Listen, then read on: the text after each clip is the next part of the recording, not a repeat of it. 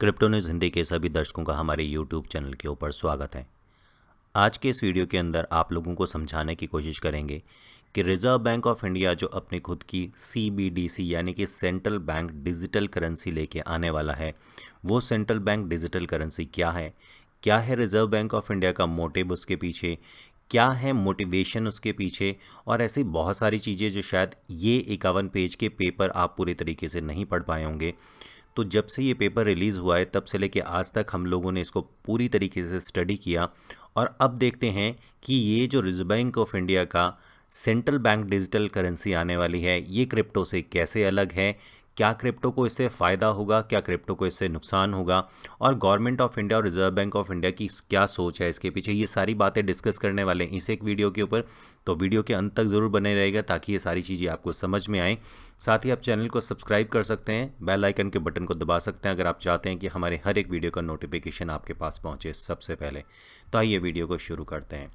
तो reserve Bank of India जब अपने इस कॉन्सेप्ट नोट की शुरुआत करता है उसके अंदर लिखता है सेंट्रल बैंक डिजिटल करेंसी यानी कि CBDC। तो एक ऐसी डिजिटल करेंसी या किसी भी कंट्री की एक ऐसी मुद्रा जो डिजिटलाइज हो जाती है, ब्लॉकचेन के ऊपर आके डिजिटलाइज हो जाती है, उसको कहते हैं CBDC। अलग अलग कंट्रीज़ ने, बहुत सारी कंट्री ने अपनी अपनी CBDC चलाई हुई हैं। रिजर्व बैंक ऑफ इंडिया ने इसी साल जब पार्लियामेंट सत्र शुरू हुआ था तो वहाँ पे बजट के अंदर ये दौरान बताया था कि रिजर्व बैंक ऑफ इंडिया इसी साल अपनी डिजिटल करेंसी लेके आने वाला है, और उसी को लेकर ये एक कॉन्सेप्ट नोट आपके सामने है। आगे वो लिखते हैं is a digital form of currency note issues by a central bank, यानी कि एक सेंट्रल बैंक जब एक डिजिटल नोट को पब्लिश करता है तो उसको CBDC कहते हैं। While most central banks across the globe are exploring the issuance of CBDC, again वही चीज़ की पूरी दुनिया के अंदर जो CBDC है वो कैसे चला सकती हैं अलग अलग कंट्री, वो छोड़ देख रही हैं। The key motivation of its insurance as a specific to each countries unique requirement, तो हर एक कंट्री की अपनी एक यूनिक रिक्वायरमेंट हो सकती हैं इस CBDC को लॉन्च करने के पीछे। तो ये कॉन्सेप्ट नोट दिया है, इसको ये डिजिटल रुपया कहेंगे। ये सारी चीज़ें आप यहाँ पे पढ़ सकते हैं। तो यहाँ पे गवर्नमेंट ऑफ इंडिया के या रिज़र्व बैंक ऑफ इंडिया के अपने कुछ नॉर्म्स भी हैं, या किस तरीके से ये काम करेगी वो भी इन्होंने एक्सप्लेन किया है। जैसे यहाँ पे ये लिखते हैं the purpose behind the issue of this concept note is create awareness about CBDC, यानी कि ये जो कॉन्सेप्ट नोट उन्होंने मार्केट के अंदर निकाला है इसका उद्देश्य लोगों के बीच में एक जागरूकता लेके आना है, और उसी के अंडर ये चीज़ हम आपको यहाँ पे बता भी रहे हैं।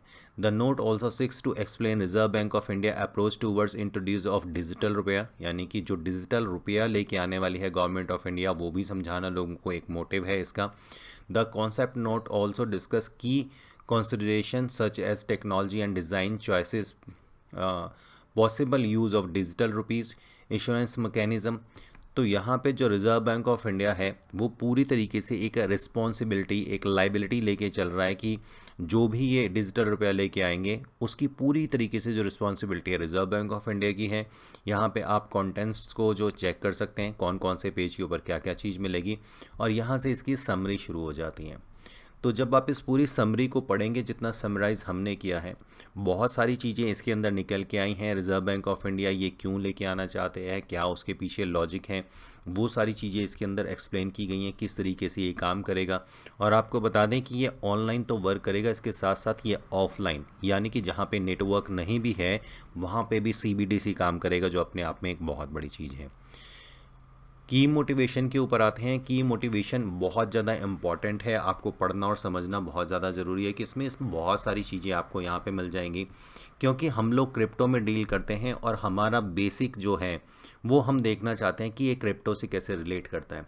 तो पैराग्राफ को जब हम शुरू करते हैं यहाँ से यहाँ तक पढ़ते हैं तो यहाँ पर रिजर्व बैंक ऑफ इंडिया लिखता है the key motivation for exploring the issuance of CBDC in India among other include reduction of operations cost involve in physical cash management. तो यहाँ पे सबसे बड़ी चीज़ ये है, जो की मोटिवेशन है रिजर्व बैंक ऑफ इंडिया का, वो ये है कि आज की डेट में जो कागज़ वाले नोट आप और हम लोग यूज़ करते हैं उसकी प्रिंटिंग कॉस्ट बहुत ज़्यादा है, उसको ट्रांसपोर्ट करना बहुत ज़्यादा टफ हो जाता है या बहुत ज़्यादा मुश्किल है, बहुत ज़्यादा खर्चीला है। इसके साथ साथ उसका डिस्ट्रीब्यूशन बहुत ज़्यादा कॉस्टली है, उसकी मेंटेनेंस बहुत ज़्यादा मेंटेन करना उसको कॉस्टली है। तो इन सब चीज़ों से बचने के लिए CBDC लाने का एक बेसिक मोटिव है जो सबसे पहला है। उसके बाद हम आगे चल जाते हैं, bring Reliance efficiency and innovation in the payment system. तो पेमेंट सिस्टम के अंदर एक इनोवेशन लाना उनका काम है। वैसे तो आप अगर देखते होंगे तो इंडिया के अंदर सबसे ज़्यादा आज की डेट में ऑनलाइन ट्रांजैक्शन जो है वो इंडिया में होती हैं। लोग गूगल पे, भीम पे और ऐसी बहुत सारी ऐप को यूज़ करते हैं। आगे वो लिखते हैं boosting innovation in the cross border payment. तो क्रॉस बॉर्डर पेमेंट की भी एक बहुत बड़ी समस्या यहाँ पे जो है इंडिया में फील की जाती है। जितने भी लोग ओवरसीज़ में रहते हैं वो रेमिटेंस के थ्रू जब इंडिया पैसा भेजते हैं तो ये बहुत ज़्यादा लेज़ी है, इसके साथ साथ बहुत ज़्यादा खर्चीला है क्योंकि इसकी फ़ीस बहुत ज़्यादा लगती है। तो गवर्नमेंट ऑफ इंडिया का ये भी एक मोटिवेशन है कि जब CBDC आएगा तो क्रॉस बॉर्डर ट्रांजेक्शन जो हैं वो थोड़ा ईजी हो जाएंगी। इसके बाद यहाँ पर ये लिखते हैं boosting innovation in the cross-border payment space and providing public with use that any private virtual currency can provide without the associated risk। तो यहाँ पे ये गवर्नमेंट ऑफ इंडिया कहती है कि हम क्रॉस बॉर्डर ट्रांजैक्शन यहाँ पे देना चाहते हैं बिल्कुल वैसे ही जैसे जो क्रिप्टो करेंसी या वर्चुअल करेंसी है वैसे देती है, लेकिन विदाउट रिस्क के। यानी कि क्योंकि ये एक डिजिटल रुपया होगा तो इसके अंदर किसी भी तरीके का कोई भी उतार चढ़ाव नहीं होंगे। इसके अंदर कोई लाइक आपने 1 रुपया ख़रीदा तो वो 1 रुपया ही रहेगा और जिसके पास पहुंचेगा उसकी कॉस्ट उस टाइम भी 1 रुपया ही रहेगी। तो वो कहते हैं कि जो क्रिप्टो करेंसीज के अंदर उतार चढ़ाव हैं वो डिजिटल रुपए के अंदर नहीं होंगे, इसलिए इससे लेन देन थोड़ा आसान रहेगा।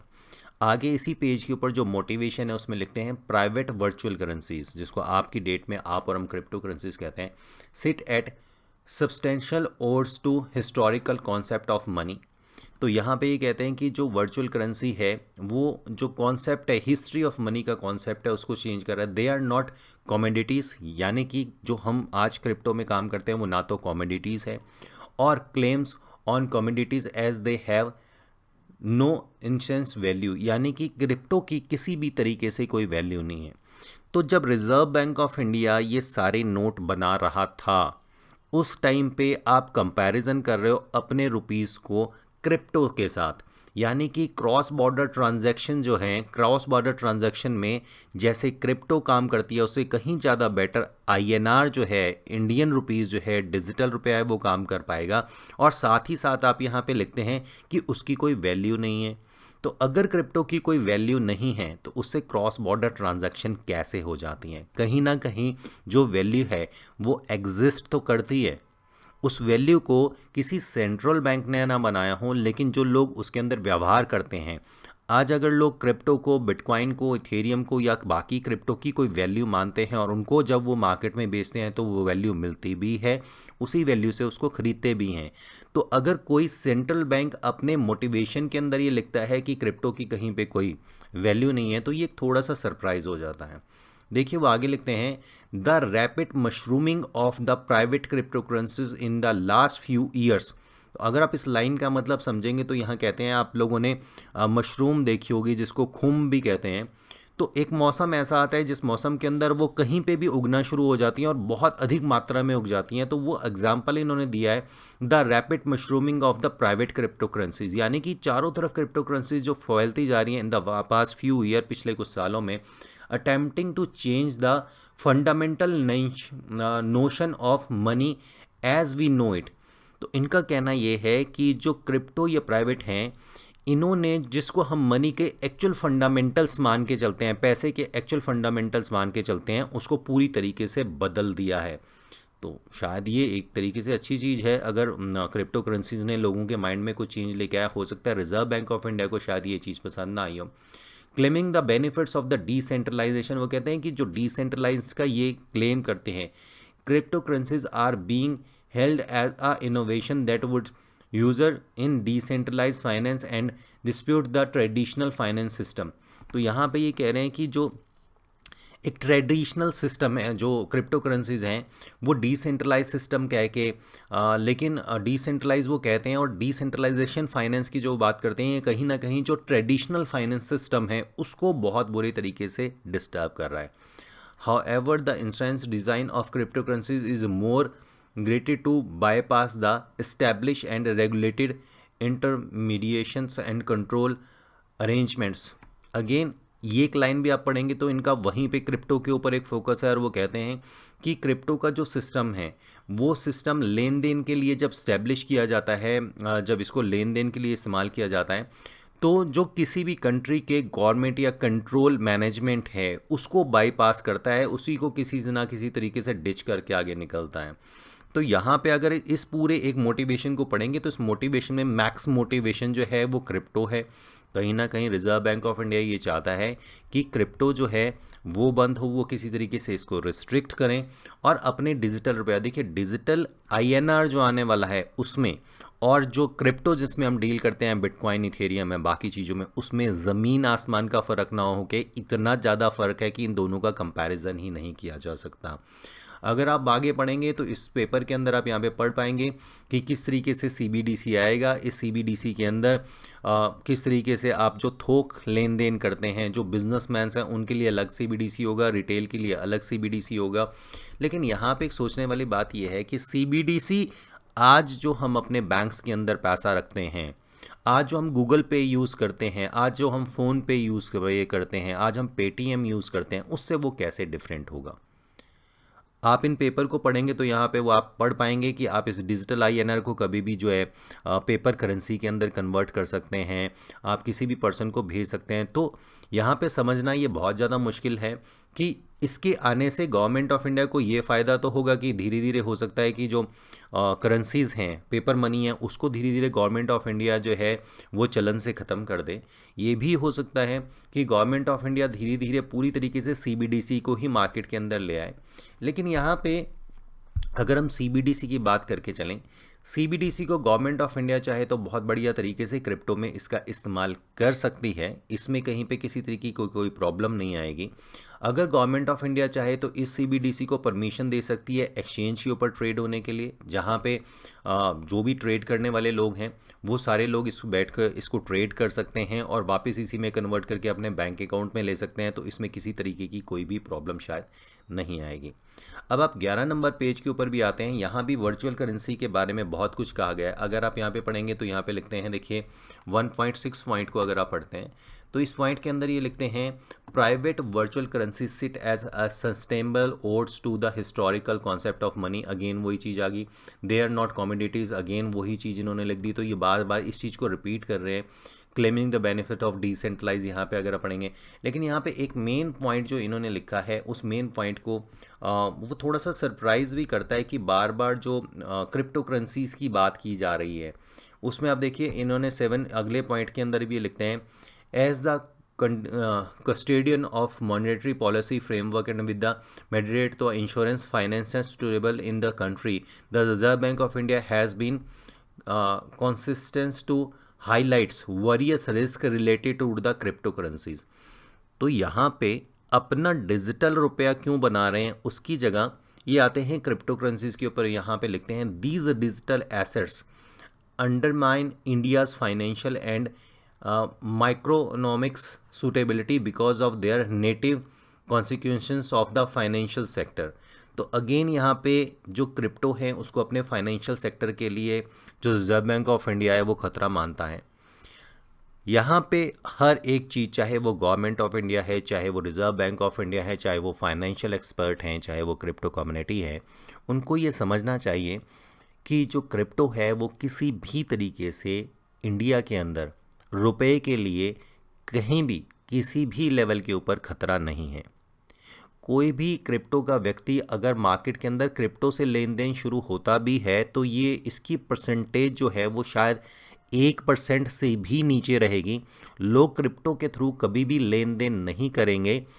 कोई भी पर्सन बिटकॉइन, इथेरियम या बाकी इस तरीके की क्रिप्टो से लेन देन कर ही नहीं सकता, और अगर कुछ कोई लोग करते भी हैं तो वो बहुत कम मात्रा में होगा, क्योंकि हर एक पर्सन जो इससे खरीद रहा है या इसको बेच रहा है वो जानता है कि इसके अंदर फ्लक्चुएशन के रिस्क हैं। लेकिन गवर्नमेंट ऑफ इंडिया को या रिजर्व बैंक ऑफ इंडिया को ऐसा क्यों लगता है कि क्रिप्टो से उनका जो फाइनेंशियल सेक्टर है उसको खतरा है? ये एक स्तर के ऊपर खतरा ज़रूर हो सकता है, और वो है इन्वेस्टमेंट के तौर पे, यानी कि निवेश के तौर पे। क्योंकि क्रिप्टो में निवेश हमेशा एक अच्छा प्रॉफिट दे के जाता है अगर इसको होल्ड रखा जाए और स्पॉट ट्रेडिंग की जाए। यहाँ पे लोगों को एक ऑप्शन ज़रूर मिल गया कि वो बैंक में पैसा डिपॉजिट ना करें या किसी तरीके की एफडीज़ ना कराएं या वह किसी तरीके से शेयर मार्केट के अंदर निवेश ना करके, प्रॉपर्टी में निवेश ना करके क्रिप्टो में निवेश करें, जहाँ से उन्हें एक बहुत बड़े लेवल का फ़ायदा होता है। तो यहाँ पे लोगों का मानना बिल्कुल सही भी है, लेकिन यहाँ पे गवर्नमेंट ऑफ इंडिया अगेन एक चीज़ लिखती है, या रिजर्व बैंक ऑफ इंडिया इसमें फिर वो लिखता है, वो यहाँ पे लिखता है for other wider proliferation of cryptocurrencies has been potential to diminish monetary authorities। यहाँ पे और बहुत सारी चीज़ें लिखने के साथ साथ वो अगेन उसी चीज़ के ऊपर आ जाते हैं कि इसका ये जो इस्तेमाल किया जा रहा है वो इस्तेमाल किया जा रहा है टेररिज्म के अंदर, वो इस्तेमाल किया जा रहा है मनी लॉन्ड्रिंग के अंदर। तो ये जो चीज़ें हैं government of India, reserve bank of India उसको बार बार और कई बारी उठा चुका है, जो शायद चीज़ें सही नहीं हैं। क्योंकि क्रिप्टो को अगर आप सिर्फ ये देख के चलेंगे कि इससे मनी लॉन्ड्रिंग होती है या इस तरीके की प्रॉब्लम होती है, तो शायद आप कभी भी इसके पॉजिटिव पार्ट को नहीं देख पाएंगे। आप इन पूरे पेपर को पढ़ सकते हैं, आगे सीबीडीसी कैसे इस्तेमाल किया जा सकता है, कैसे कन्वर्ट किया जा सकता है, कैसे ये रिटेल के अंदर आएगा, कैसे ये बाकी चीज़ों के अंदर इसका इस्तेमाल बढ़ेगा। ये सारी चीज़ें जो हैं वो इसके अंदर लिखी गई हैं, ये सारी चीज़ें आप पढ़ सकते हैं। ये अगेन लिखते हैं कि 24 घंटे 7 दिन आपसे लेन देन कर पाएंगे, इसमें आपको किसी टाइप की कोई प्रॉब्लम नहीं आएगी। और एक मेन यहाँ पे देखिए फिर private virtual currencies, central bank seeks to meet the public need to digitize currency. और यहाँ पे अगेन ये लिखते हैं use of private virtual currency. तो यहाँ पे अगेन एक चीज़ है कि वो प्राइवेट क्रिप्टो करेंसीज़ की जो हम बात करके चलते हैं उसको कहीं ना कहीं इस एक पूरे के पीछे मोटिवेशन या ये बनाने के पीछे एक जो सबसे बड़ा मोटिवेशन लगता है वो यही है कि क्रिप्टो को कैसे इंडिया के अंदर बंद किया जाए, कैसे कंट्रोल किया जाए। हालांकि गवर्नमेंट ऑफ इंडिया इसमें काफ़ी हद तक सक्सेसफुल हो गई है। टैक्स लगाने के बाद जो एक्सचेंजेस हैं वो काफ़ी हद तक एक्सचेंजेस का जो वॉल्यूम है नीचे गिर चुका है। लोग आज की डेट में क्रिप्टो में निवेश नहीं कर रहे हैं या ट्रेड नहीं कर रहे हैं। और ये एक चीज़ लाने का, सीबीडीसी लाने का एक सीधा सा गवर्नमेंट ऑफ इंडिया का मकसद ये है कि लोग सीबीडीसी का इस्तेमाल करें, क्रिप्टो का इस्तेमाल मत करें, क्रिप्टो में निवेश मत करें। हालांकि ये चीज़ बिल्कुल पूरी तरीके से गलत है, क्योंकि क्रिप्टो और जो सीबीडीसी है वो बिल्कुल अलग अलग हैं। सीबीडीसी सिर्फ हमारे रुपए का एक डिजिटलाइज रूप है, और जो क्रिप्टो है वो एक पूरे अलग तरीके से एक ट्रेडेबल प्रोडक्ट है, जिससे आप ट्रेड कर सकते हो, जिससे आप ट्रांसफ़र कर सकते हो, जिससे आप किसी का अगर लेन देन चाहें, दो लोग बिलीव करते हैं तो वो अगर लेन देन चाहें तो वो पूरा हो सकता है। लेकिन आज भी बात यही है कि किसी भी फाइनेंशियल सेक्टर को बिटकॉइन या क्रिप्टो से एटलीस्ट डेली जो रोज़मर्रा का लेन देन है उसके लिए नहीं घबराना चाहिए। ये ज़रूर है कि निवेश के तौर के ऊपर क्रिप्टो और बाकी जो चीज़ें हैं वो डिजिटल आईएनआर से या किसी भी सीबीडीसी से बहुत ज़्यादा बेटर रहेगी। ये एक जो कॉन्सेप्ट नोट आपके सामने है, इसका लिंक इस वीडियो की डिटेल में हम आपको दे देंगे, उसके ऊपर आप क्लिक करके यहाँ पे जा सकते हैं।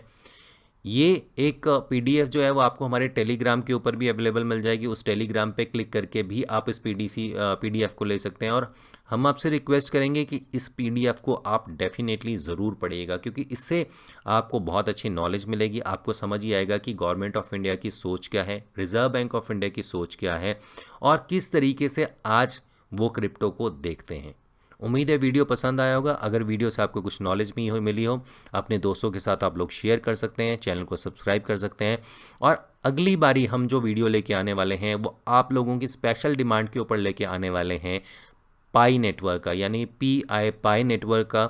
क्या है पाई नेटवर्क, क्या है पाई कॉइन, क्या है पाई कॉइन, क्या वाकई में ही पाई कॉइन की कोई कीमत है, क्या पाई कॉइन एक स्कैम है, ये सारी चीज़ें डिस्कस करने वाले हैं अगले वीडियो में।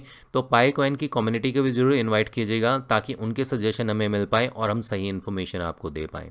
अगला वीडियो आप लोगों के लिए लाएंगे। तब तक के लिए क्रिप्टो न्यूज़ हिंदी के सभी दर्शकों को हमारी तरफ से नमस्कार।